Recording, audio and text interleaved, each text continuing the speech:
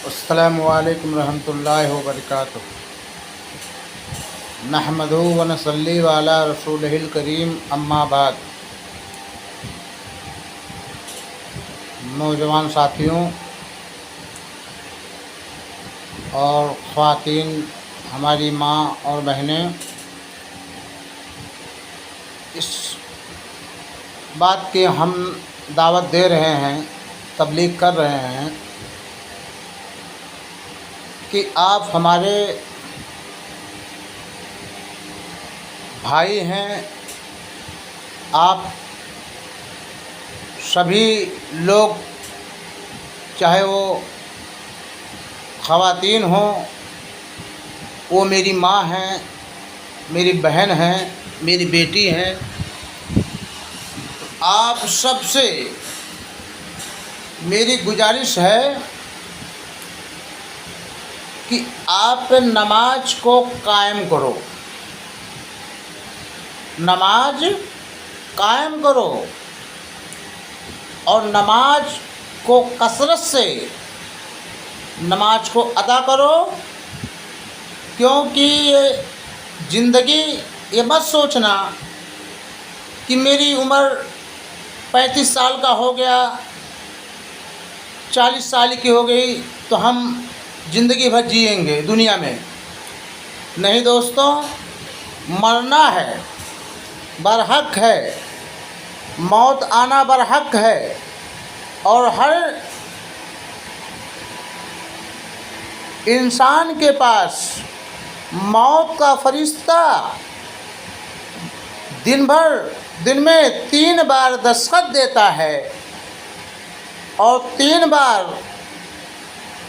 اس انسان کے پاس آتا ہے اور یہ کہہ کے جا رہا ہے فرشتہ کہ او غافل بندہ، اللہ کا بندہ، تو نماز کو قائم کر اور نماز کو پڑھ، ورنہ ایک دن ہم خود آئیں گے، تیرے روح کو قبض کر کے اللہ کے حوالے کر دیں گے۔ دوستوں، یہ دولت، یہ شہرت، یہ بلڈنگ، یہ کوٹھی، یہ بنگلہ، یہ گاڑی، یہ گھوڑا، یہ کوئی ساتھ نہیں جانے والا ہے۔ صرف ساتھ جائے گا تو ہماری ایمان ساتھ جائے گی، ہماری حج، زکوٰۃ، خیرات یہی ساتھ جانے والی ہے۔ دوستوں، آج ہمارے کہنے کا مطلب یہ ہے دوستوں کہ اللہ کو خوش رکھو، کیونکہ اللہ نے ایسی نعمت تم کو عطا کی ہے، ایسی نعمت دیا ہے کہ اس نعمت کو آپ پہ حق ادا کرنا چاہیں یا اس کی شکریہ ادا کرنا چاہیں تو نہیں کر سکتے ہیں۔ نعمت کیا ہے دوستوں؟ اگر ہم آپ سے یہ کہہ رہے ہیں کہ اگر ایک آدمی اگر نبینا ہے تو اس سے پوچھو کہ دنیا تمہارے لیے کیا ہے، وہ نبینا جواب دے گا کہ دنیا میرے لیے اندھیرا ہے، یہ دنیا میرے لیے جہنم ہے، یہ دنیا میرے لیے گڈھا ہے، نہ ہم کسی کو دیکھ سکتے ہیں، نہ کسی کو پہچان سکتے ہیں۔ دوستوں، نبینا کی زبان سے یہی بات جملہ جاری ہوگا تو اللہ تعالیٰ نے دوستوں تم کو صحیح سلامت آنکھ عطا کیا ہے، کان دیا ہے، زبان دیا ہے، ہاتھ دیا ہے۔ دوستوں، اگر اس کی نعمت کو ہم اور آپ ادا کرنا چاہیں، اگر اس کی نعمت کو ہم زندگی بھر اللہ کے سامنے گڑ گڑانا چاہیں تو پھر بھی نہیں ادا کر سکتے ہیں۔ دوستوں، تو آپ، اللہ نے ایسی نعمت آپ کو دیا ہے، وہ نعمت کو جھٹلاؤ مت، اس نعمت کو بھلواؤ مت، اس نعمت کو ختم مت کرو، کیونکہ اللہ کے ہیں جواب دینا پڑے گا کہ یہ جوانی تم نے کہاں ختم کیا، یہ جوانی تم نے کہاں خرچہ کیا، جو ہم نے جوانی دے رکھا تھا کیا وہ میرے یاد میں تم نے کاٹا کہ میری عبادت میں تم نے کاٹا کہ یہیں اپنی زندگی کو گزار دیا، اپنی زندگی کو یہیں ختم کر دیا؟